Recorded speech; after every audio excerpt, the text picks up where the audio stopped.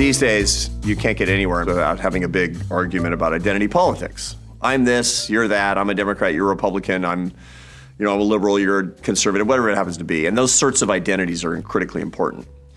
A lot of people in business, they shy away from those identity politics discussions, but they have identity politics all their own. They have an identity as a successful person. They have an identity that it revolves around their excellence in their job.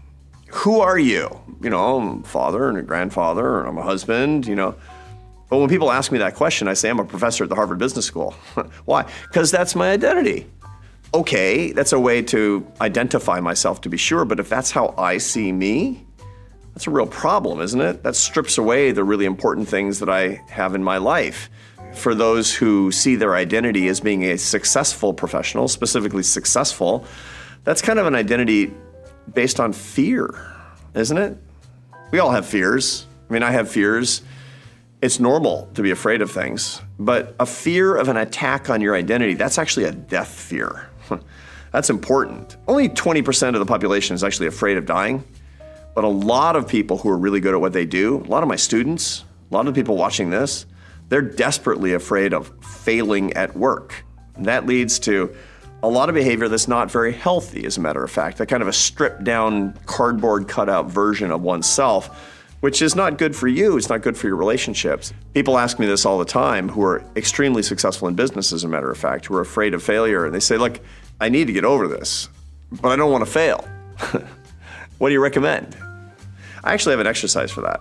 It's called the Maranasati Death Meditation, adapted for professional failure. It actually comes from Theravada Buddhism on the southern tier of Asia, where the Buddhists would practice a contemplation of their own death. If you go into a Buddhist monastery in Thailand or Vietnam or Myanmar, Sri Lanka, you'll often find that the walls are adorned with photos of corpses in different states of decay, and you're like, wow, that's really morbid. It's not, it turns out. What happens is that the monks and nuns will contemplate those photos, and they will look at each one and say, that is me, and that is me. And they'll go through this Maranasati 9-part death meditation where they contemplate different stages of a body in different states of decomposition. And they'll say, that's me, that's gonna be me, that's me. Why? Because they're exposing themselves to the truth of their own mortality such that they can transcend it and actually be fully alive right now. You see how healthy that is, right? Well, for people who are desperately afraid of the death of their identity as a successful person, they need to be exposed to that reality as well. Because the truth of the matter is, I don't care who's watching this. I don't care how successful you are. The party's gonna finish, man. It's not gonna last forever. And you have to be comfortable with that so you can fully be alive and involved in what's going on in your life today. Otherwise, you'll be immobilized by the fear of something that paradoxically is the most normal, most predictable thing in your whole life, which is that this is gonna stop. I recommend putting together a little 9-part meditation where you say, starting off saying, I feel like I'm losing my edge at work. I don't know. My decision-making isn't as crisp as it once was. And people are starting to notice it. Step 2 might be, people are starting to make remarks about the fact that I'm losing a step. Step 3 might be, I'm thinking the board is starting to talk about my replacement, and they're not including me in the discussions. Step 4 is, I'm pretty sure that the end is coming for my career. I'm pretty sure. I don't want it to come, but I'm pretty sure it's coming. Step 5 is, I've just gotten the word that I have to retire, even though it's not what I wanted to do. Step 6 might be, yeah, I kind of got forced out. And the worst part is, I don't think people remember me for what I used to do. They just think of me as the guy who got forced out of the job.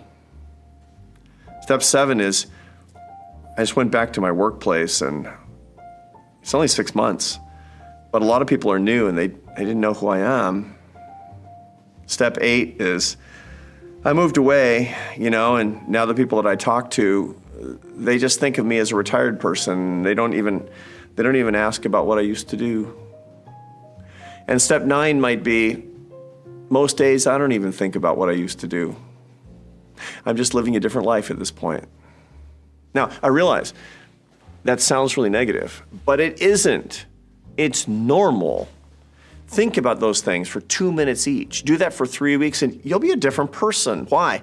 Not because you failed. That's not even failure, by the way. It's just normal life. You will no longer be afraid. You will no longer be afraid of these things actually happening to you because they will have happened to you in your mind. They will have happened to you in your heart. And you'll be comfortable with the fact that you have a trajectory of your success and the value you're trying to create. And when it's over, you're going to submit because that's the only choice. And then you'll be at peace. Everybody needs to manage their own life like a project and understand that your skills and interests are going to change. To do things on purpose, to recognize that the good times are not going to last forever and you have to engineer new good times under different circumstances. That's now what I talk about with people who are getting older, and that's the advice I'm taking for myself. And I don't know, I'm actually at peace for the first time in a long time.